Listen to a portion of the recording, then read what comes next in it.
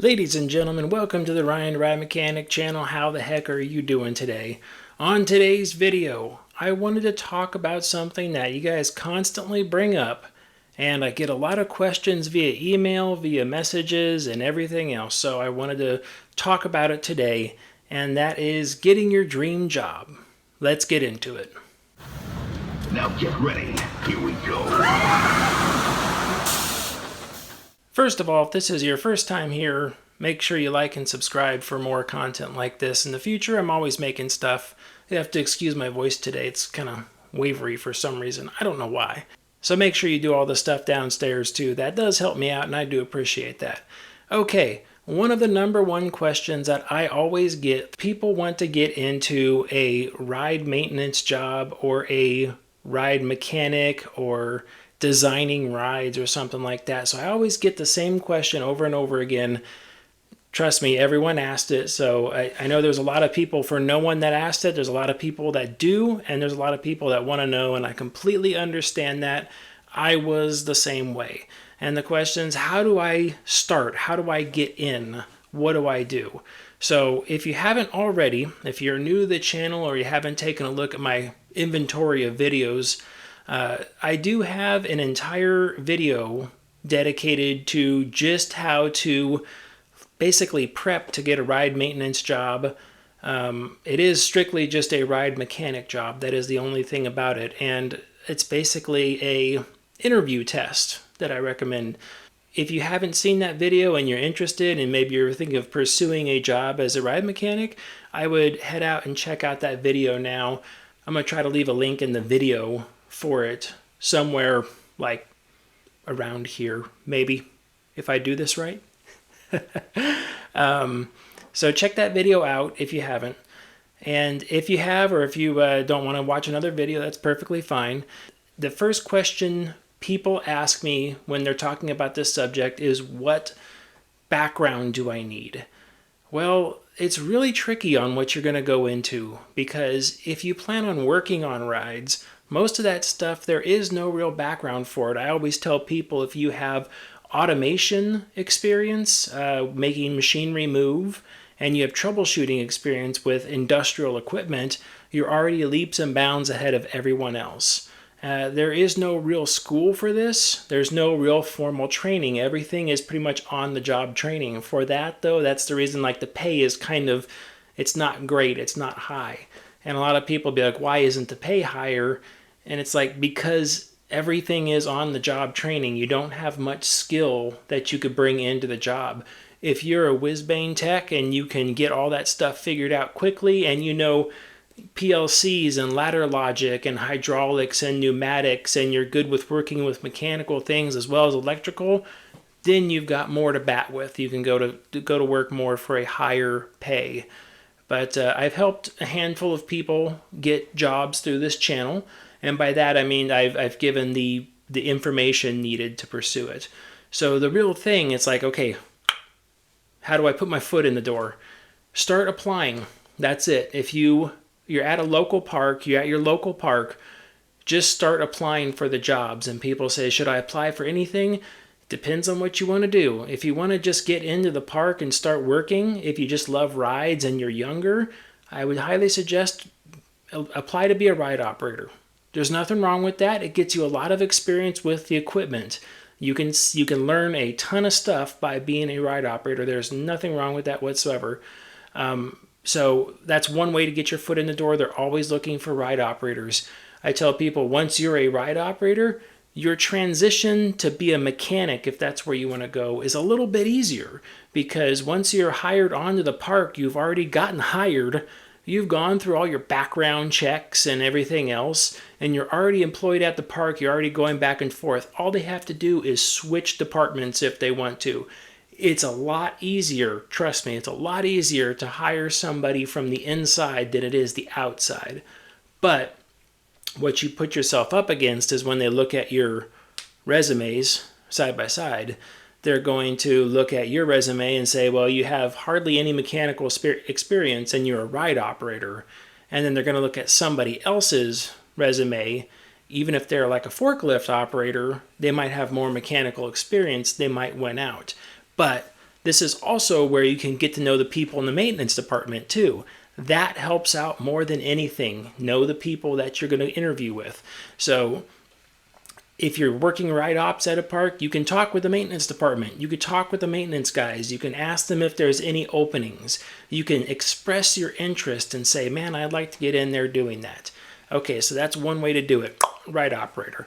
All right, the next way to do it is to simply just apply for it as whatever you're doing right now. If you're a person working on cars, but it's just not working out for you, you can just simply apply for it.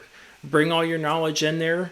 Relate to the equipment as best as you can. That is one of the biggest tricks to working on anything, is trying to figure out how to make that one thing relate to something that you understand. If you can take whatever it is and relate it to something you understand, you can figure it out, and that you'll be higher up in the book. So when I first started working on rides, I didn't have any ride experience, of course. I loved roller coasters, I loved rides, but I didn't know anything about them. What did I have? I had experience working on cars. I built and maintained my own race cars. So it's like I had all that experience.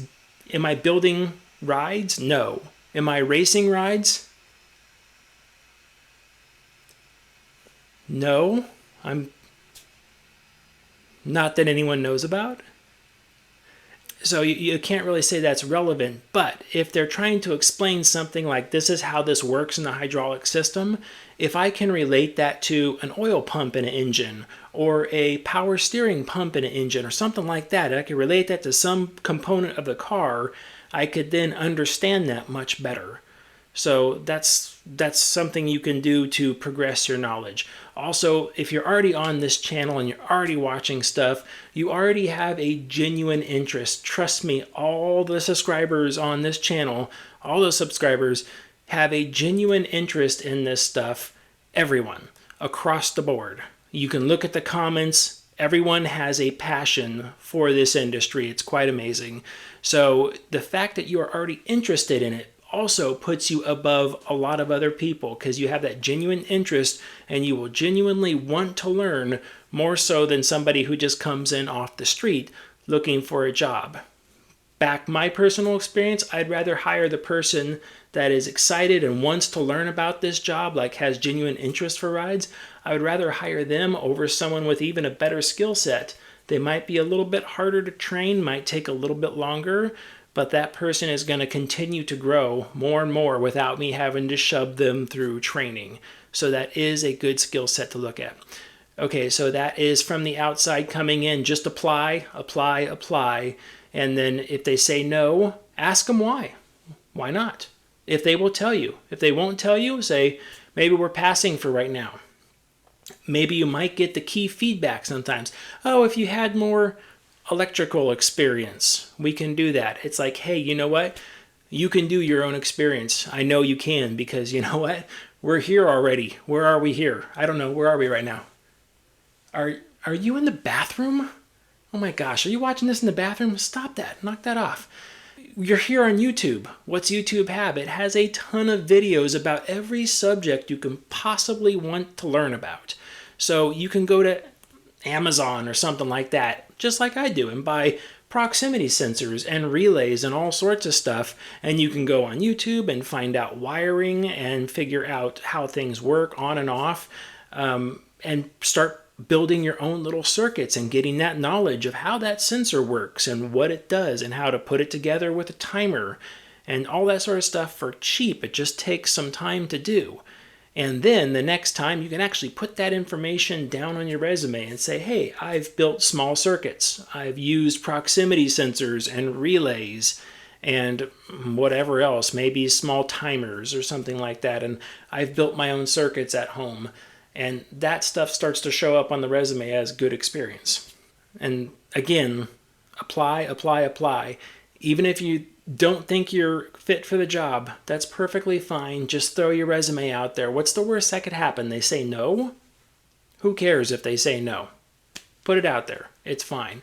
If you're willing to travel, then your world is big. You can put your resume in anywhere you want to. If you're willing to say like, oh, I've got nothing tying me to this location, I could just up and move and go across the country if I wanted to. Great. Put your resume in at every park across the country and see who bites. You can do that. There's nothing stopping you. Okay, so that is ride mechanics, that is operations, that's at the local park. Most of the time, those positions that are higher than that, we're talking supervisors, managers, directors, that sort of stuff, are typically only hired in from either a local park, someone who's already at a park. This is where that experience, getting your foot in the door, comes in critical. So they either hire it already from the park, or they look across the industry and find other people that are really good at doing what they do and bring them in. If you're really good, you could manage rides. That's not a problem, because once you're a manager, it's all about people. Then you're people managing, not so much equipment managing, but you still need to have that base of what's going on. And unfortunately, hiring a manager with no amusement park experience is generally not a great idea. So you need to get that base information in there. And especially if you want to go up into a director level or maybe even an engineering level. All right, let's talk about engineering. A lot of you ask me, hey, how do I get a job working with the manufacturer? I've never had a job working with the manufacturer, but I know manufacturers look for people from time to time. Number one person manufacturers look for is field techs. They're looking for people to go out in the field and represent their company and help construct rides and do things like that. This is, again, one of those things that even at a manufacturing level, you have to contact them. You have to throw your resume out there. You have to express your interest in going to it. If you really want to take your interest to the next level, go to the IAPA convention out there, and they have manufacturers there. Now, most of those people are just in the sales side of it, but you can talk with people, say, hey, are you guys ever looking for engineers? Are you guys ever looking for this or for that? I could tell you pretty much nothing in those fields will get you anywhere better than a professional engineer's stamp. That stamp is extremely hard to come by, but it takes a lot of schooling to do, and they need electrical engineers and mechanical engineers. Unfortunately, I don't know much about what type of engineering would be best. I know there's civil, there's mechanical, and there's a handful of other ones out there. I don't know. Maybe someone rogue in the comments can pop up and say, this is what they're looking for. I do have manufacturers that follow this channel. I've got other engineering firms that follow this channel. I don't know if they'll pop up because they don't want to get bombarded with a bunch of questions, I'm sure. We'll have to kind of just wait and see where things go with that. But engineering is a big one. You pretty much need, for anyone to stand behind those decisions you make, you need a lot of schooling at a very high level, so that companies can stand behind what you're doing and the safety can get behind it as well, too. So school, if you haven't done it already. Get an engineering degree is pretty much what you need to work for a manufacturer, unless you're doing that field work out there, doing ride installation and stuff like that. Then a lot of times engineering degrees are not necessary for doing installations, but they will have that thirst and knowledge out there that want to make sure you really know their thing inside and out. And you're going to be traveling all over the world. So it's definitely not a 9-to-5 job. And it's not like a Monday through Friday job. Once field engineers show up on the site and they start installing a ride, they are there until that thing is done, tested, and the site's trained on how to operate it. And then they're gone. So people like that, it's like you're traveling for 6 months out of the year, probably easy or more. So just get ready for that one. But this is the dream jobs people ask me about. They're like, this is what I want to do. It's my passion, and there's no other way but just to start attacking it. The first step of getting your dream job is starting. You have to take a step to get a dream job. You can't do nothing. You can't do nothing at all and expect that job to come to you. It won't happen. You have to take the first step. You have to get the motivation. You have to say, I'm worth the effort, and you have to put yourself out there and say, do it. So I did that. I put myself out there, and I got the job. And I'm so happy that happened. It gave me such a beautiful time of life. It was unbelievable, and I am so grateful for that. Now, Do I have other dream jobs? Absolutely, I do. Have I gotten them? No, I haven't. Am I ready to pursue those right now? Probably not. Not without a change of location. So, what's like, okay, well, did maintenance for all this time working on stuff. What would be a dream job of yours? It's like, well, honestly, the building of the rides, after I've worked on maintenance now for 14 years, the building of the rides is not actually a dream job anymore. It'd be cool to do, don't get me wrong. I would seriously love to do it, but it's not one of my dream jobs. Way back when, before I got into ride maintenance, when I was still working at the body shop, my dream job actually at that point was to get into professional racing. That was a thing. I mean, I'm sure you've seen some of my videos and stuff like that. I used to race stock cars, just local Saturday night stuff. But that was what I wanted to do. And it's like during that era of my life, it was like, oh, what do you want to do? It's like, I want to race stock cars. It's like, well, what happens if you can't race stock cars? Because that's like a high school football kid getting into the NFL. You can do it.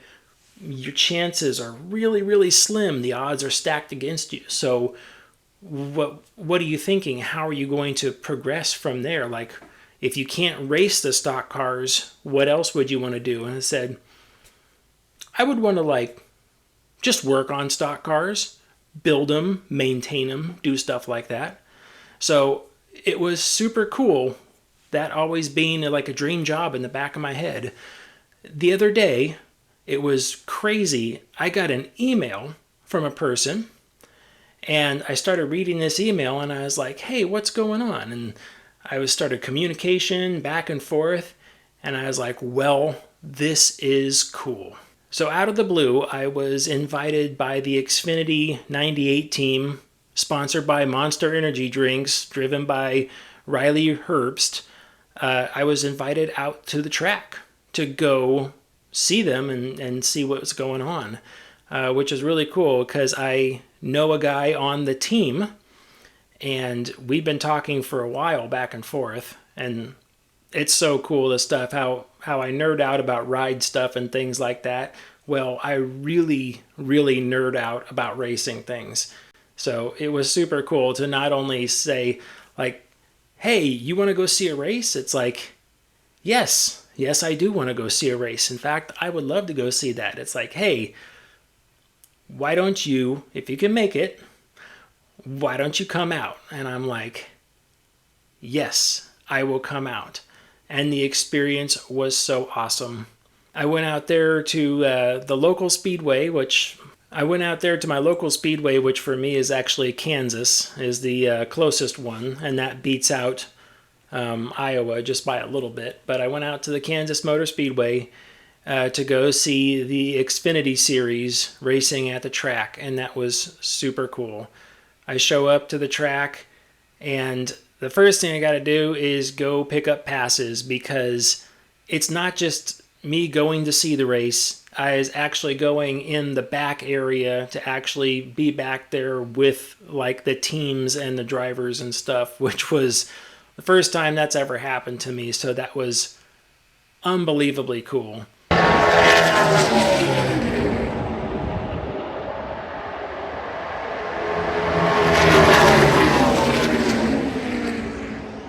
I got to go stop by credentials, and then I got to go pick up a pass. I start going out there. It's like, yep, let's head on to the back. I'm crossing underneath the track. This is amazing. I get out there into the back area, and where they've got a lot of people standing, and people are back there trying to get a glimpse of the cars and the drivers and stuff. Here I walk up, and I'm just like, whew, so cool. They look at me. I'm coming up to this gate where they're like holding everybody off. They look at me, and they see my pass, and they're like, okay, come on in. I'm like, this is so cool. So I'm walking around in the back, and I'm like, this is awesome. No, I don't need to get anything from this. This is super cool. I've got my pass, and I'm walking around, and I noticed the sponsors and everything, and it's like, I don't know why we got to put our sponsor's name on everything. You don't need to put sponsor's name on everything. That's kind of like over the edge, right? So I'm walking around out there and I'm just taking a look at all the cars in back, and I'm just like, this is so cool. The cars are just sitting in the shop, people working on them. And then I meet up with my buddy and I'm like, man, you guys got your stuff all over everything out here. This is quite an operation.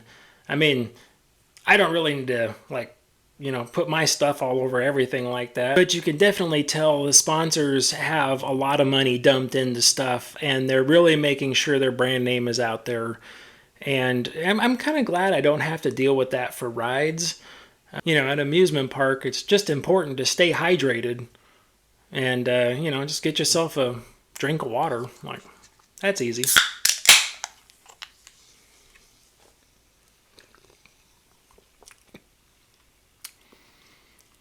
But we don't have to sell out, right?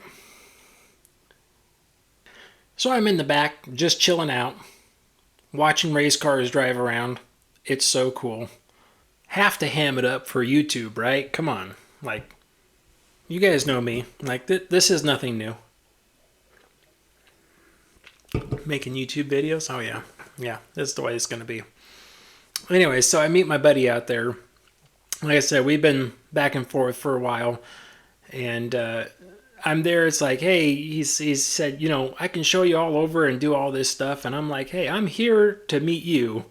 It's like we've been messaging back and forth, and I was just so excited to be there. It was like being close to my dream job. It was pretty cool. He related the same thing about, it was like if he showed up in the back area of an amusement park and a maintenance shop. And I can totally relate to that. I've done the same thing. I've brought in people in the back area and said, hey, showing them around the shop. This is the shop. This is where, we have this ride taken apart over here and that ride taken apart over there. And it was just, oh my gosh, this is so cool. This is the shop. This is where all the maintenance happens. These are the rides right here. They're off the track. They're taken apart. So cool. And I'm just sitting there like, this is work. This is just what I do. It's no big deal. And now here I was the other way around. I'm sitting there in the back of the racetrack going like, oh my gosh, this is so cool. You're over there like getting this, and you're taking those tires over there and marking them and measuring them out. Like, so much of the race is done on tires. Like, those are the main things, right? So for him to do all the stuff for the tires, I'm just like, wow, that's really cool. And he's just sitting there going, yeah, this is my work. This is it. It was really cool. So I asked him if he would mind doing an interview, and I would love to share that on this channel. So let's take a look at that interview.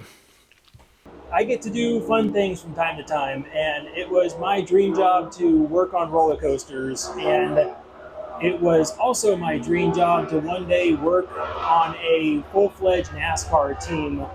I started doing stock car racing when I was younger, but I never made it up past those lower levels. And now I'm here with a friend that actually does get to work on a full-fledged stock car team. You want to introduce yourself? Yeah, my name is Dane Anderson, and I work for the 98 Stewart Haas Xfinity team. I'm with Riley Herbst is our driver, and we're here in Kansas, getting ready to go racing here in about 2 hours. I was afforded the opportunity to be able to make it down to the track and actually experience it from the backside. And it's been absolutely amazing so far. So this has been an absolute dream for me because I've always wanted to do something like this. A lot of people look at me and say, working on rides has to be an absolute dream. And it was. But now the table's turned and now I get to ask questions. So questions, a lot of stuff like, so obviously you have fun doing this. Oh yeah, absolutely. Okay. So that's great. You got to have fun at what you do, but at one point in time, does it ever turn into a job? It does. It does start to become a little bit of a grind. You'll get during the week at the shop, things might slow down a little bit, and it's all right. When's 4 o'clock going to show up so I can go home, kind of a thing. But I mean, at the end of the day, I'm playing with fast cars for a living, and it's paying my bills. I'm pretty happy with it. That is pretty cool. Like, I got to work on roller coasters for a living. He gets to work on fast cars for a living. So I think it's absolutely a dream job that I would love to participate in someday. So, but there's always background noise and something, you know. Oh yeah. It is what it is. So for the video, I underestimated how much the track won't be quiet to do this, because I'm like, I'm gonna set up and do an interview, it's gonna be awesome, and then we get here, it's windy outside, and then while they're not running, the other series is running, so it's just ridiculous noise-wise. So we're ducked in a trailer out right now trying to do this. Probably hear the cars in the background screaming by. What's an average week for you look like? Do you get 2 days off? Is it like a 5-day job? Is it a 6-day job? How does that work with your, I know everything is like particular to what's happening, but like what's your average? So average, I'm in the shop Monday to Wednesday working on building the cars, putting them together, and then we'll usually take Thursday off, and then we'll fly out Friday morning. Friday is either a tech only, or we'll do tech and then practice and qualifying. And then we'll come in on Saturday, and then we'll do practice and qualifying if we haven't, and then we'll race right after that. Now, if you don't mind me asking, what is it that you actually do back at the shop? What do you do like when you work on the cars? I'm what they call the interior mechanic. So I will put in seats, make sure that the steering column is where the driver wants it, do some safety stuff, make sure all the padding inside the car is comfortable for the driver, and make sure that everything is as safe as can possibly be. That's great. Now, from the little bit of stock car racing that I used to do, I can tell you that working on the interior of the car, or at least my old car anyway, was the biggest pain in the butt. I'd rather take out an engine, weld frames together. Working under the dashboard or next to the seat was absolutely ridiculous. I'd say, well, what's your like job and working on the car? What's like, oh, I got to do that now. Oh boy. Do you have anything that you want to say? Sometimes it's just putting in the seat. Everything on our cars is hand built. The chassis are hand built.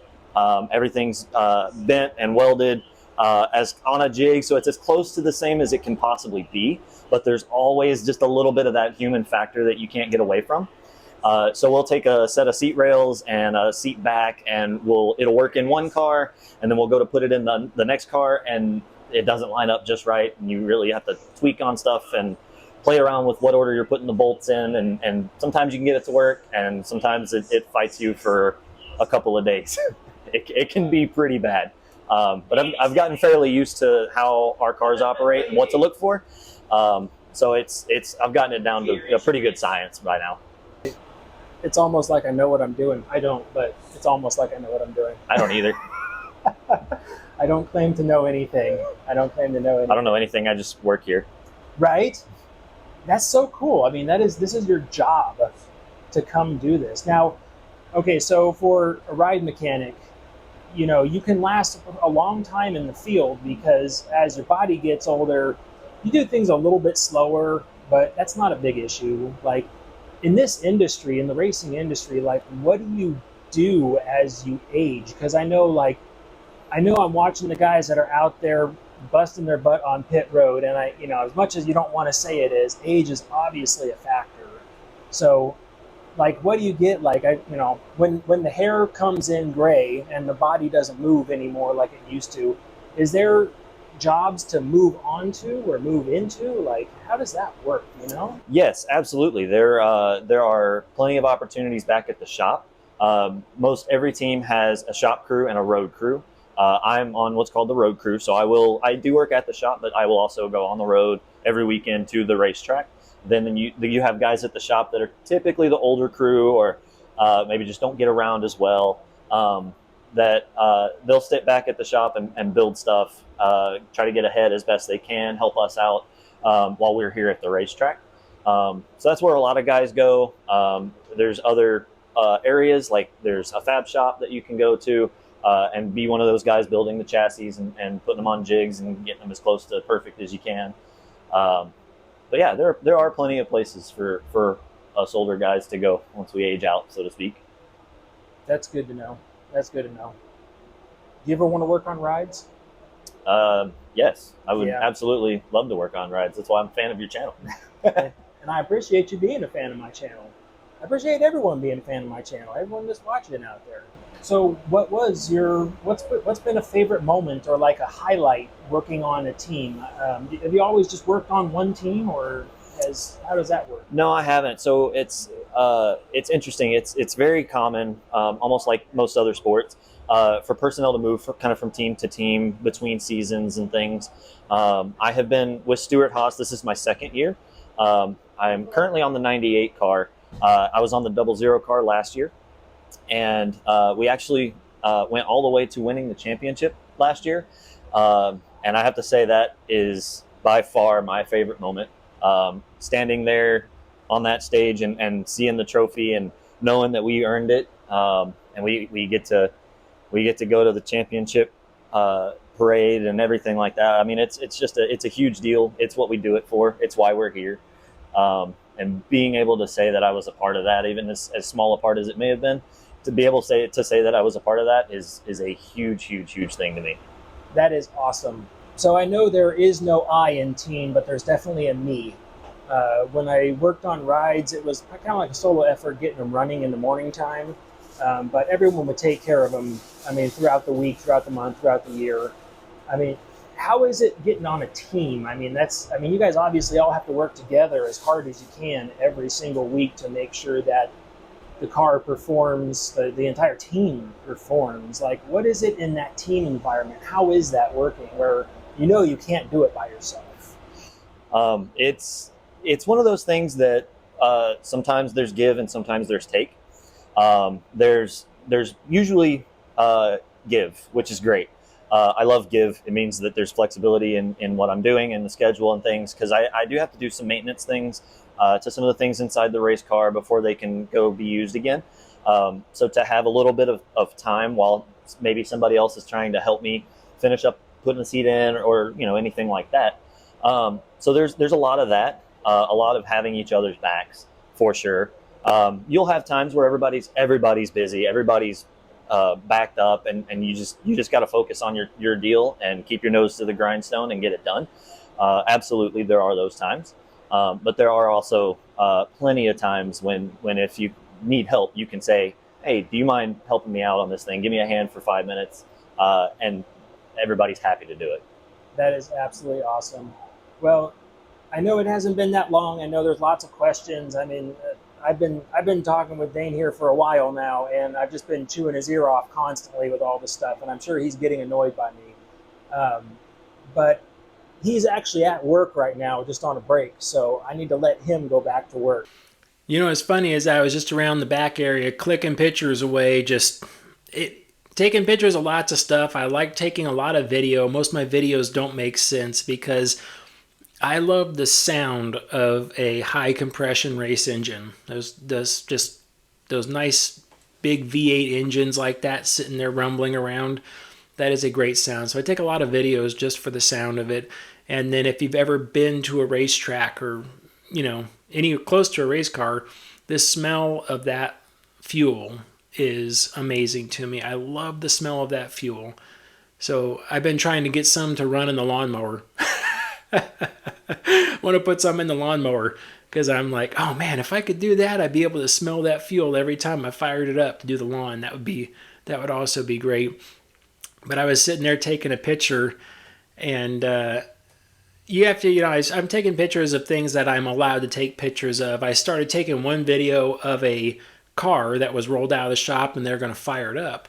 And they had the hood up. So I'm just sitting there taking a video because I'm like, he's going to reach over there, hit the starter button, fire that thing up, and it's going to be sweet. And then he fired the car up, and you see the video kills like almost instantly because I wasn't thinking about it, but he rolls the car out, and I'm firing it up, and he's firing it up, and I'm watching it, and they've got the hood up. So he came by, and he's like, stop me. He's like, hey, you can't record underneath the hood. I was like, whoa. Okay, sorry, wasn't trying to. So I was just like, all right, can't record underneath the hood. So that video was a quick stop on that one.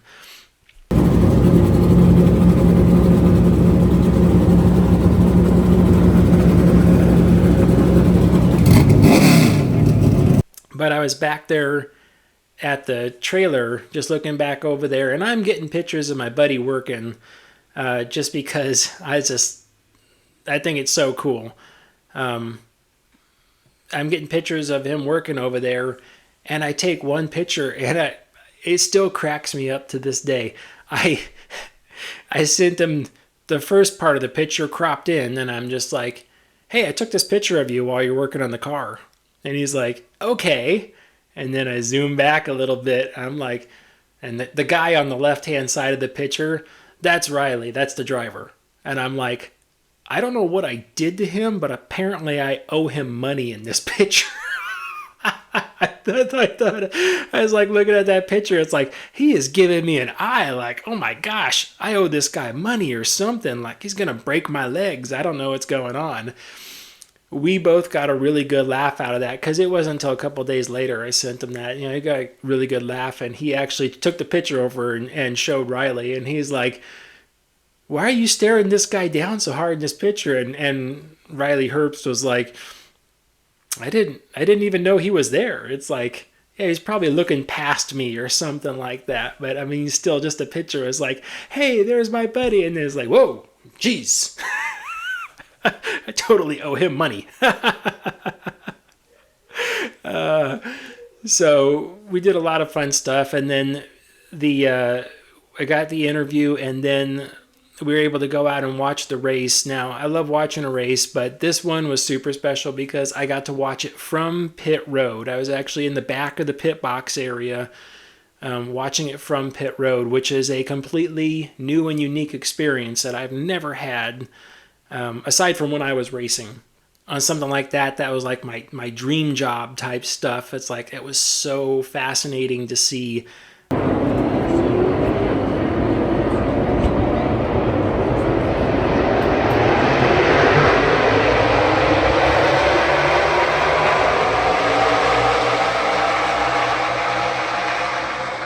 Watching pit stops, from the other side, from the stands, and you see the car come in and everyone kind of flurries around the car for a couple seconds and then they leave.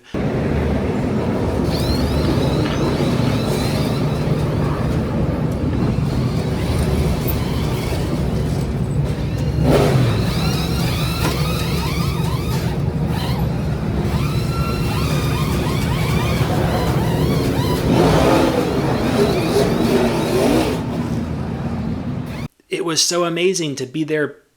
Like, I was 10 feet away from them doing a pit stop right there. They come in the car and they would change everything, and the car would go back out, and then my buddy would snap to action and go over there and start checking the tire temperatures and checking the wear across the tires. And here comes Goodyear checking the tires, making sure they're performing the way they want them to. I was able to get a radio headset to listen to them throughout the race, and that was super cool. We was doing good. At one point, we was up to 4th place, which was awesome because I think he started like 12th or 13th or something like that on that race. He's up to 4th place, and my buddy came back and he says, he does real good this race. You've got to come back for every race. And I was like, that is an absolute deal. I would totally make that. But then kind of a bum deal, but it's, as Dale Earnhardt would have said, it's one of them racing deals. They were coming off of turn 4. Of course, all good stories coming off of turn 4, coming off turn 4, and it looked like the other driver kind of drifted up into him and took him down and spun him out. But that kind of messed things up. But he did good and got a good recovery, and he still did a good finish for the day, so that was pretty cool. He gets the car out of shape. He and Earnhardt almost get together. Stage win of 2024. The 98 goes around. Did he have some help from the... That was definitely a super cool highlight that I was never expecting. That was awesome, and I still, like, the guy's a very good friend of mine, I have to say. He's a very good friend of mine. We're constantly chatting back and forth, and I send him stuff, he sends me stuff, and we just have a good old time. Just two buddies talking. But that is my dream job. That was really cool for me to see and to be a part of. I hope one day I have the opportunity to do something like that again, because that was super cool. Anyways, I know this video kind of ended out of the ordinary, but I had such a fun time and I had to share it. And I know I have a lot of friends out there And so what better way to share it with my friends than making a video about it? So remember, apply for your dream job.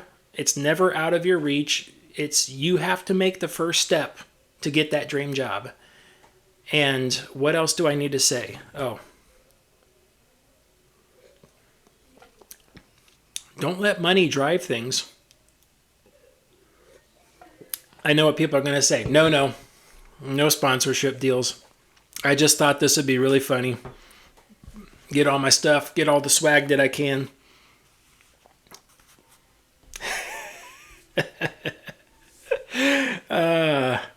I even have a good picture from the track because he had... So as being part of the pit stop, you know, when they take the lug nuts off of there, he has to go through and check them real quick and make sure that, you know, they can just reuse them if they're okay. But this one is kind of galled up on the ends and the metal's kind of worn down a little bit on the corners because of how fast they have to take them off. So these were some trash. These were going to go in the trash. So he handed me 2 of them. So there you go, a souvenir. So here's a picture of me holding my nuts.